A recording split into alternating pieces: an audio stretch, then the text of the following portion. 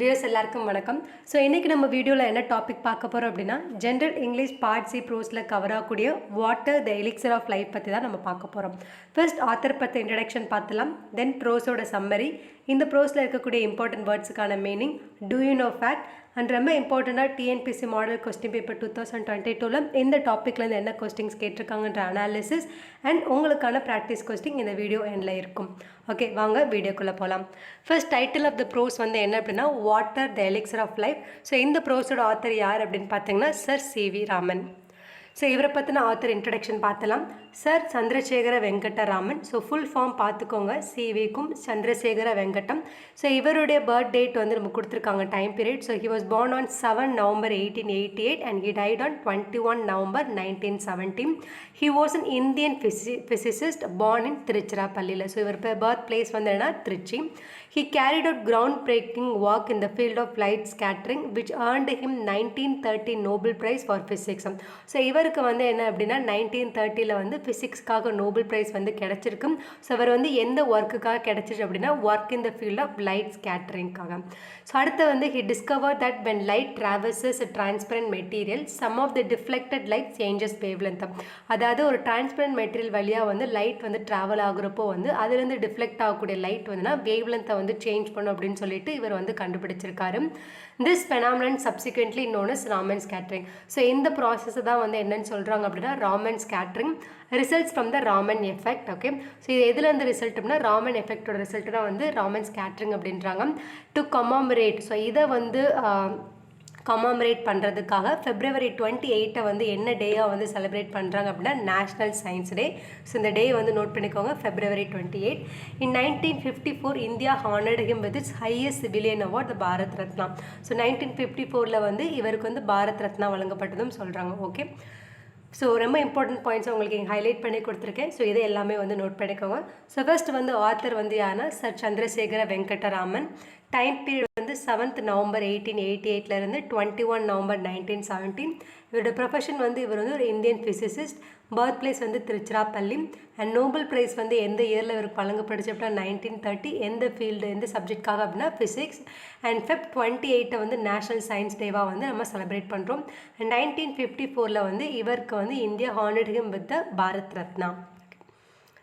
So இனிமேல் வந்து நம்ம பார்க்க போகிறதுனா வாட்டர் த எலிக்சர் ஆஃப் லைஃப்ன்ற ப்ரோஸை பற்றின சம்மரி பார்த்தலாம். ஸோ ஃபஸ்ட்டு பாருங்கள், in this chapter C V. Raman talks about water and how essential it is to human life and terms it is a great source of wealth to the country. So இந்த ப்ரோஸில் வந்து CV. Raman அவர்கள் வந்து எதை பற்றி சொல்லியிருக்காங்க அப்படின்னா வந்து வாட்டர். ஸோ அது வந்து ஹியூமன் லைஃபுக்கு வந்து எவ்வளோ வந்து இம்பார்ட்டன்ட் அப்படின்றதான் வந்து நமக்கு இந்த ப்ரோஸில் கொடுத்துருக்காங்க. He goes on to elaborate about problems caused by water such as soil erosion and how can it be combated through conservation and utilization of water and afforestation. So அதுக்கப்புறம் வந்து இந்த லெசனில் வந்து எதை பற்றி டிஸ்கஸ் பண்ணியிருக்காங்க அப்படின்னா வந்து வாட்டரால் காஸ் பண்ணக்கூடிய நமக்கு கிடைக்கக்கூடிய அந்த பிரச்சனைகள் வந்து என்ன. ஃபார் எக்ஸாம்பிள் வந்து சாயில் எரோஷன், அந்த சாயில் எரோஷனை வந்து எப்படி வந்து நம்ம ப்ரிவென்ட் பண்ணலாம். ஸோ அந்த கன்சர்வேஷன் அண்ட் வாட்டர் வந்து எப்படி கன்சர்வ் பண்ணுறது, எப்படி வந்து யூஸ் பண்ணுறது, அப்புறம் அஃபாரஸ்டேஷன் பற்றிலாம் வந்து நமக்கு இந்த ப்ரோஸில் கொடுத்துருப்பாங்க. ஸோ ஃபஸ்ட் நம்ம லெசனுக்குள்ளே போயிடலாம். ஸோ டைட்டில் வந்து என்ன அப்படின்னா water the elixir of life. So elixir அப்படின்னா வந்து நம்ம அமுதம் அப்படின்னு சொல்லுவோம். ஸோ நம்ம லைஃபோட அமுதம், அந்த அமிர்தம் வந்து எது அப்படின்னா வாட்டர் தான் அப்படின்னு சொல்லிட்டு சர் சி.வி. ராமன் சொல்லியிருப்பாங்க. ஸோ அதுதான் வந்து இந்த ப்ரோஸோட டைட்டிலாகவும் இருக்கும். So for a long time man has been trying to find the elixir of life to achieve immortality. So ரொம்ப காலமாக வந்து மனிதர்கள் வந்து லைஃபோட எலிக்சர் அப்படின்னா அந்த அமுதத்தை வந்து தேடிக்கிட்டே இருந்திருக்காங்க. ஸோ அந்த அமுதம் எதுக்காக தேடுறாங்க அப்படின்னா இம்மார்டலிட்டியை வந்து அச்சீவ் பண்ணுறதுக்காக, அதாவது சாகா வரம், எப்பவுமே வந்து வாழ்கிறதுக்காக, அந்த வரம் பெறதுக்காக வந்து லைஃபோட அந்த எலிக்சர் எது அப்படின்னு சொல்லிட்டு மனிதர் வந்து ரொம்ப காலமாக தேடிக்கிட்டு இருக்காங்க. He has emphasized on the importance of the world's most common liquid. The true elixir of life is plain water. So according to CV. Raman, CV. ராமனை பொறுத்த வரைக்கும் வந்துன்னா லைஃபோட உண்மையான எலிக்சர் எது அப்படின்னா வந்து வாட்டர் தான். ஸோ வாட்டர் தான் வந்து ட்ரூ எலிக்சர் ஆஃப் லைஃப் அப்படின்னு சொல்லிட்டு சொல்லியிருக்காங்க. ஸோ இந்த நம்ம தான் வந்துன்னா வேர்ல்ட்ஸ் மோஸ்ட் காமன் லிக்விட் வந்து எது அப்படின்னு பார்த்தீங்கன்னா வாட்டர் தான். ஸோ அதோட இம்பார்ட்டன்ஸ் தான் வந்து இவர் வந்து திரும்ப திரும்ப நமக்கு அழுத்தி வந்து சொல்லியிருப்பாங்க. ஓகே, ஸோ நீங்கள் நோட் பண்ணக்கூடிய இம்பார்ட்டன்ட் பாயிண்ட் வந்து என்ன அப்படின்னா இதுதான், the true elixir of life is plain water. அதாவது தண்ணீர் தான் வந்து லைஃபோட உண்மையான அமுதம் அப்படின்னு சொல்லிட்டு சொல்கிறாங்க.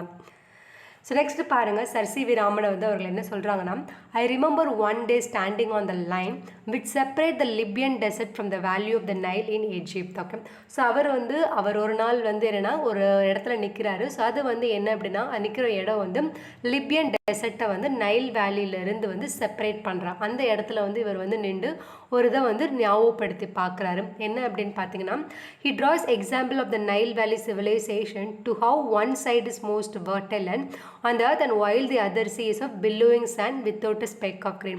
ஸோ அந்த இடத்துல இருந்து அவர் பார்க்குறப்போ வந்துன்னா ஒரு சைடு வந்துன்னா ரொம்ப ஃபர்டைலாக இருக்குது, ரொம்ப ஃபர்டைலாக ரொம்ப க்ரீனரியாக அந்த வாட்டர் அதை வந்து ஒரு சீனரி பார்க்குறாரு.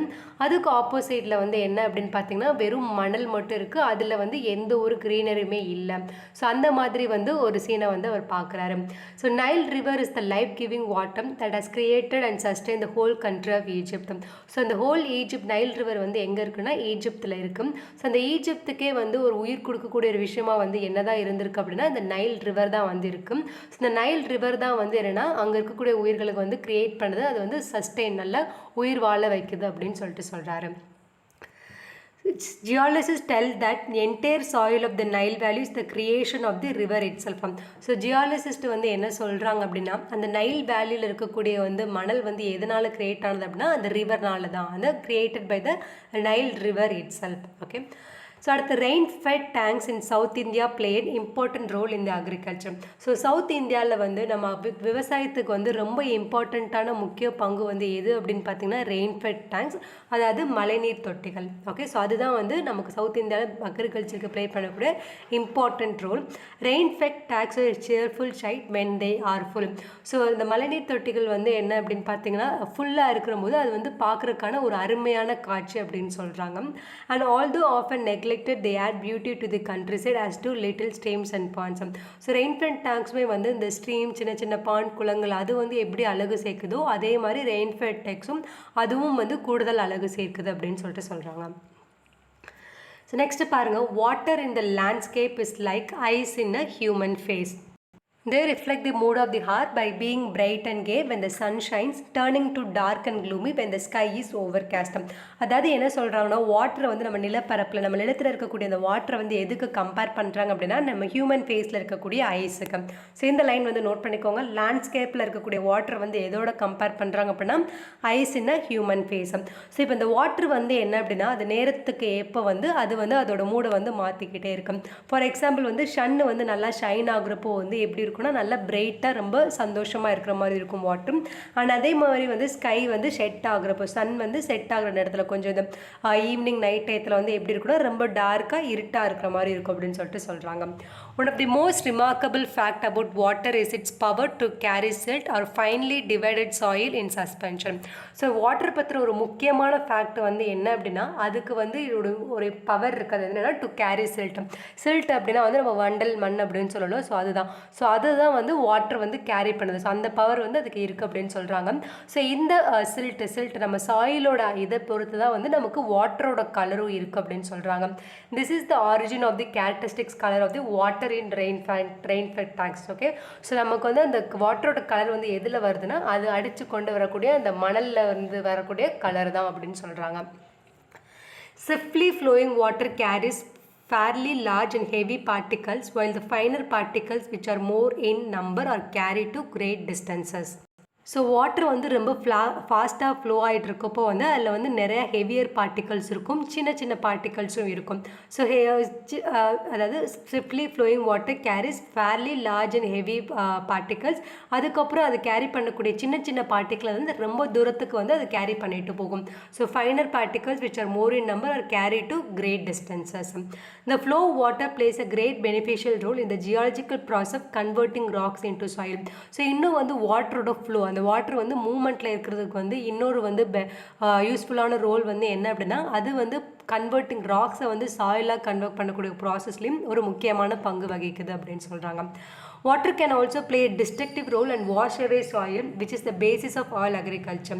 ஸோ வாட்டர் வந்து நமக்கு நல்லது இருந்தாலும் அதுவும் வந்து ஒரு அழிக்கக்கூடிய ஒரு ரோலை வந்து ப்ளே பண்ணுது. என்ன அப்படின்னா நமக்கு வந்து மணலை வந்து அடித்து செல்வது, வாஷ் அவே பண்ணிட்டோம். ஸோ மணல் வந்து அடித்து இல்லை அப்படின்னா நமக்கு வந்து அக்ரிகல்ச்சர் வந்து பாதிக்கப்படும். ஸோ அதான் சொல்கிறாங்க. Soil erosion is a serious problem in many parts of India and we must closely study the measures to prevent it. So soil erosion வந்து நம்ம இந்தியாவில் இருக்கக்கூடிய ஒரு முக்கியமான ஒரு பிரச்சனையாகவே இருக்குது. ஸோ அதை வந்து நம்ம அதை பற்றி படித்து அதை வந்து நம்ம வந்து நல்லா வந்து ப்ரிவெண்ட் பண்ணணும், அதுக்கான மெஷர்ஸை எடுக்கணும்னு சொல்கிறாங்க. The early stages of soil erosion may pass unnoticed.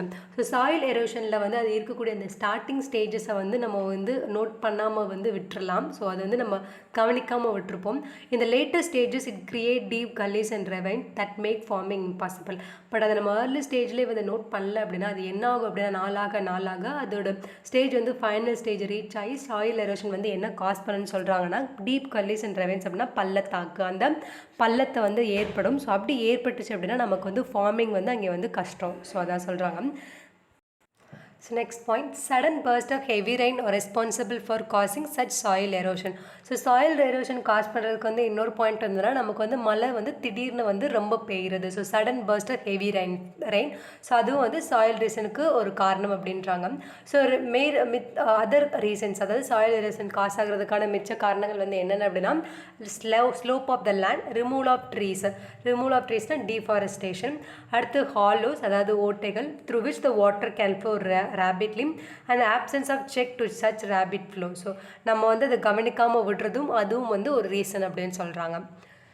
So soil erosion is a great disturbance to successful agriculture in many parts of India and this calls for urgent attention and preventive action. So soil erosion வந்து ரொம்ப affect பண்ணுறதுன்னா அக்ரிகல்ச்சரை.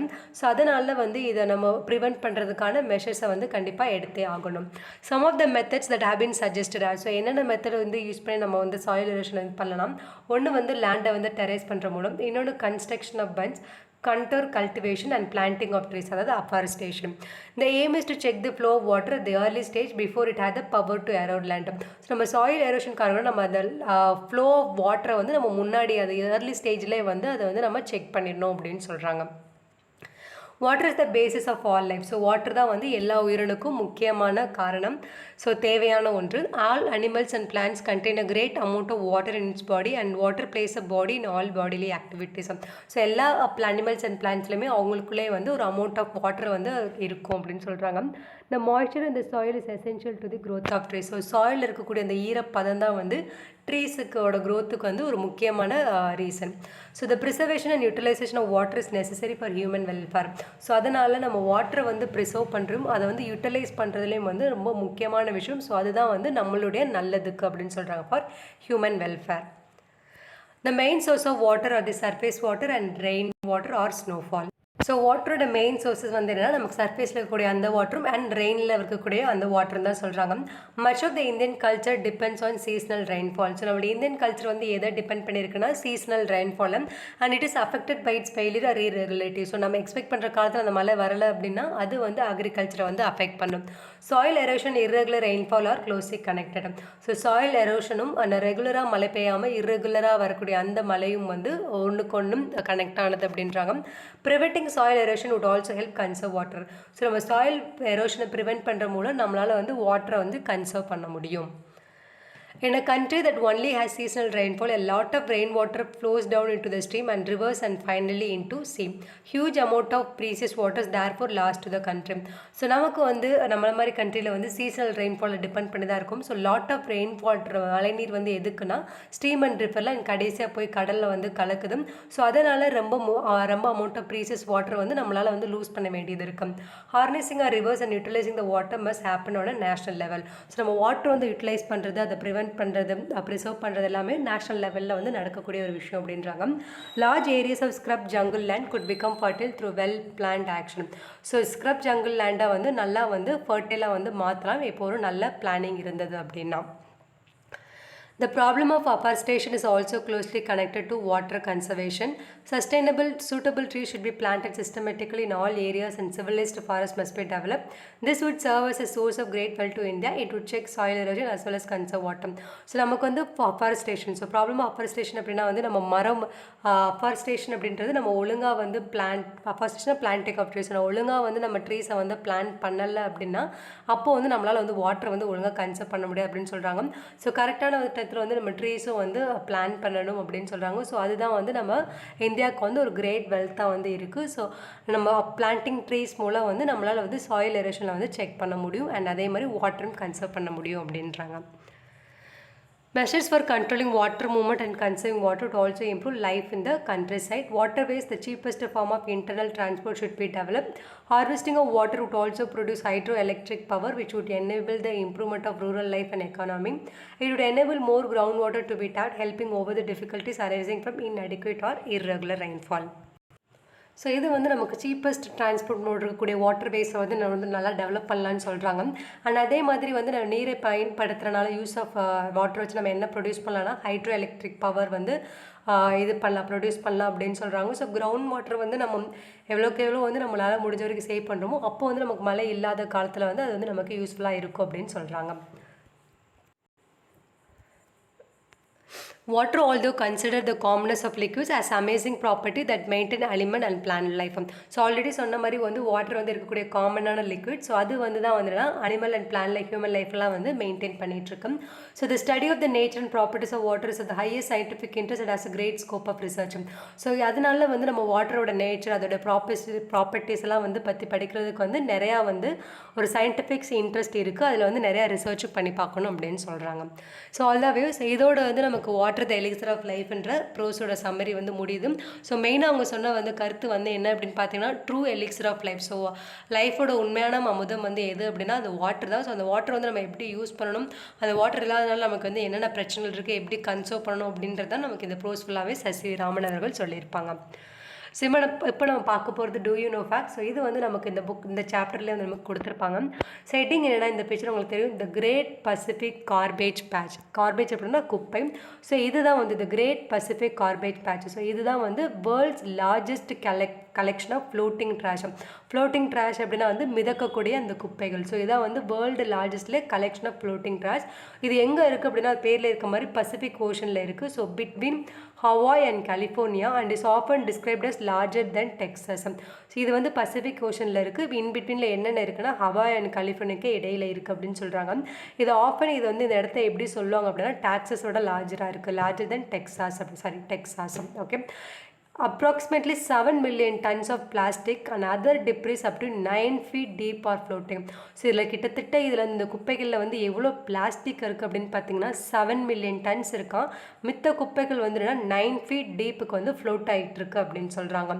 By estimation. So எஸ்டிமேஷனில் வந்து 80% of the plastic எதுலேருந்து வந்திருக்கு அப்படின்னா லேண்டில் இருந்தும் 20% of the plastic வந்து ஆயில் பிளாட்ஃபார்ம் அண்ட் ஷிப்பில் இருந்தும் இருக்குது அப்படின்னு சொல்கிறாங்க. இந்த trash piles are the biggest threat to the sea animals. So இந்த மாதிரி குப்பைகள் வந்து சீலேருந்து போய் கலக்கிறனால அங்கே இருக்கக்கூடிய சி அனிமல்ஸுக்கு வந்து ரொம்ப டேஞ்சர் அப்படின்னு சொல்லிட்டு சொல்கிறாங்க. ஓகே, இதை நோட் பண்ணிக்கோங்க. The great Pacific garbage patch இதுதான் வந்து வேர்ல்டில் இருக்கக்கூடிய largest collection. So 7 million tonnes of plastic வந்து ஃப்ளோட் ஆகிக்கிட்டு இருக்குது. அண்ட் அதர் டிப்ரிஸ் 9 feet டீப்புக்கு 80% ஆஃப் பிளாஸ்டிக் வந்து லேண்டில் இருந்தும் 20% ஆஃப் பிளாஸ்டிக் வந்து ஆயில் பிளாட்ஃபார்ம் அண்ட் ஷிப்லேருந்தும் வந்துக்கிட்டு இருக்கு. ஓகே, ஸோ அடுத்து பாருங்கள். இப்போ வந்து இந்த ப்ரோஸில் இருக்கக்கூடிய வேர்ட்ஸுக்கான மீனிங் ஜஸ்ட் கோத்ரூ பண்ணலாம். எலிக்சர் அப்படின்னா சொன்ன மாதிரி அமுதம். So hypothetical substance believe to maintain life indefinitely substance believe to cure all ills. அதாவது எல்லா நோயுமே ட்ரீட் பண்ணக்கூடிய ஒரு சக்தி உள்ள ஒரு பொருள்.